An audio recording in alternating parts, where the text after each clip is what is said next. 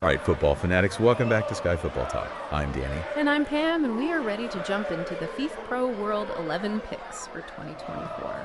This year's list, man, oh man, it's really got everyone talking. To be honest, seeing Lionel Messi's name missing from the list is pretty shocking. Yeah, for sure. It's the first time since 2006 he hasn't made it. And a record 17 appearances in a row coming to an end. It really shows how football is always changing. New stars come up, legends kind of step back. Makes you think, right? Like, what does it even mean to be the best player in the world? Is it all about how talented you are? Or does being on a winning team for a long time matter more? That's the big question, isn't it? And that's what we're going to be talking about today. We're going to look at the biggest snubs and surprise picks. We'll look at how some clubs are just dominating. And we'll talk about how these picks show us how football is changing. Don't forget to like this video and share it with all your football friends. And hey, while you're at it, why not subscribe to Sky Football Talk? We have lots more deep analysis and hot debates about all things football. Okay, so let's start with the men's World 11, Danny. I think we got to address the elephant in the room. What do you think about Messi not being on the list? Well, Pam, as much as it hurts me to say it, I think age might be catching up to the GOAT. I mean, he's 37 now, and he's playing in the MLS, which honestly, let's be real, it's not exactly known for being super competitive. Yeah, that's true. The MLS is definitely getting better and attracting more talent, but it's not at the same level as the top leagues in Europe. But you can't deny Messi's still got it. He still had some amazing moments in the MLS. He even scored a screamer in the Leagues Cup final. True. But maybe the voters are focusing more on how players are doing right now in the top leagues, which makes sense. It's interesting to think what this means for Argentina.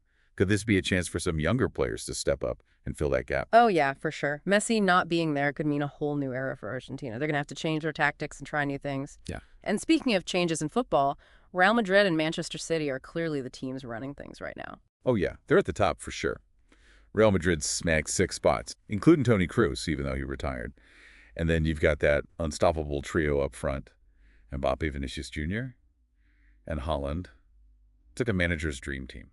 And you know what's interesting? Both Kroos and Mbappe being on the list is causing some debate because Kroos retired after the Euro, so he's picked based on what he did before. Mbappe moved to Real Madrid mid-season, so it makes you wonder which team's performance should count. Yeah, you're right. It just shows you how complicated these selections are, and there's no perfect way to do it. It's all about how you interpret things and what factors you think are most important. And don't forget Bellingham. He's only 21 and he got the most votes. That's a big deal. It just shows how fast things can change in football. Bellingham has become a star so quickly. It just shows how talented he is and the impact he's making on the biggest stage. Okay, now let's talk about Manchester City. They have 4 players on the world. Ederson, De Bruyne, Rodri, and of course Haaland. No surprises there. They completely dominated the Premier League, and they won the Champions League last season. They've clearly shown they're one of the best teams in the world. Haaland's goal scoring is just out of this world, and De Bruyne's creativity is unmatched. They're like the perfect pair. One scores goals, the other sets them up. It's amazing to see how Haaland's playing style has changed under Guardiola. He's not just a goal scorer anymore. He's a more complete striker. Exactly. He's added more to his game, which makes him even harder to stop. And let's not forget about Ederson and Rodri. They're the foundation of City's success. They keep the defense solid, and they control the midfield. You can't win without a strong foundation. That's what lets the attacking players shine. And speaking of strong foundations, we can't forget about Virgil van Dijk. He's the only player not from Real Madrid or Manchester City on the men's World 11. Him being picked says a lot about how good he is and his leadership. Even though Liverpool didn't have their best season, he's a rock in defense, and everyone respects him. It's interesting to compare Van Dijk being on the list to other great defenders like Ruben Dias or David Alaba not being on it. It makes you wonder what really matters most for these individual awards. Is it all about individual performance? Or does team success carry more weight? That's a debate that happens every year, and there's no easy answer.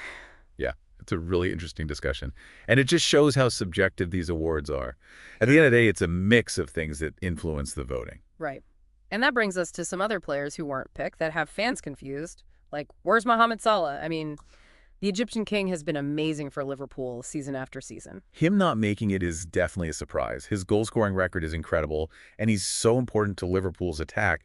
It makes you wonder if maybe voters are starting to value winning trophies more than individual brilliance. That's a good point. Yeah. Especially when you see how many players from Real Madrid and Manchester City are on the list. It seems like being on a winning team is becoming a bigger deal. Yeah, you might be right.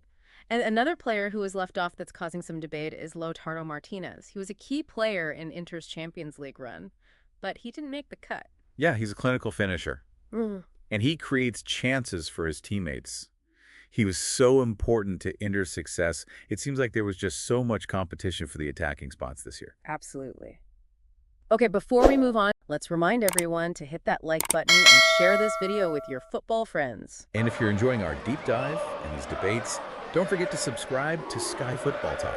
We have lots more insightful content. We love hearing your thoughts. So leave a comment below and tell us who you think got snubbed this year. These snubs just show how tough it is to pick the best players in the world and fit them all on one team. There's so much talent out there, and some great players are always going to be left out. It shows how deep and talented women's football is all over the world.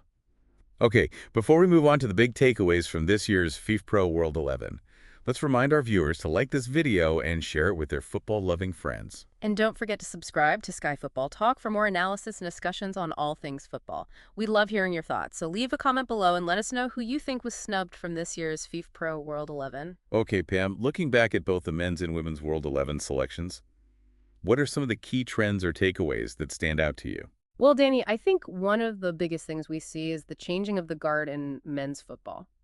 Messi not being there marks the end of an era, and the rise of young stars like Bellingham Holland and Vinicius Jr. shows a new generation taking over. It's like we're seeing the torch being passed, right? Exactly. And we see this shift in power in the clubs, too. Real Madrid and Manchester City are the teams to beat right now. They're consistently successful in their leagues and in European competitions. And in women's football, we're seeing the game grow to new levels. Strong national teams are emerging from places that weren't traditionally strong, which shows how much women's football is developing all around the world. Absolutely. The competition is getting tougher, which makes the game more exciting and unpredictable. And that's great for both players and fans. It pushes everyone to be their best. These individual awards always cause debate and controversy. But beyond arguing about who should or shouldn't be on the list, Yeah. what's the bigger message here? What can we learn from these FIFPro World 11 teams? I think it comes down to this. We need to recognize and celebrate the best players in the world.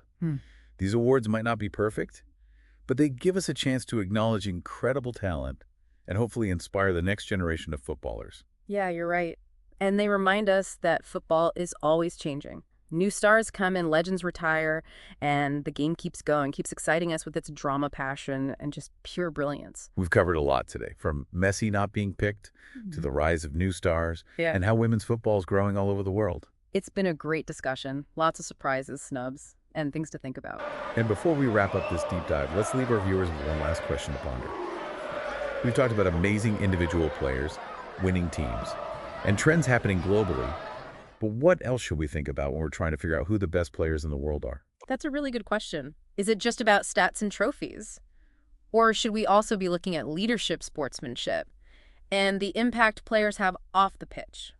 Tell us what you think. Yeah, leave a comment below. Let's keep this conversation going. We'd love hearing from you. Definitely. Your thoughts and opinions are what make these conversations so interesting.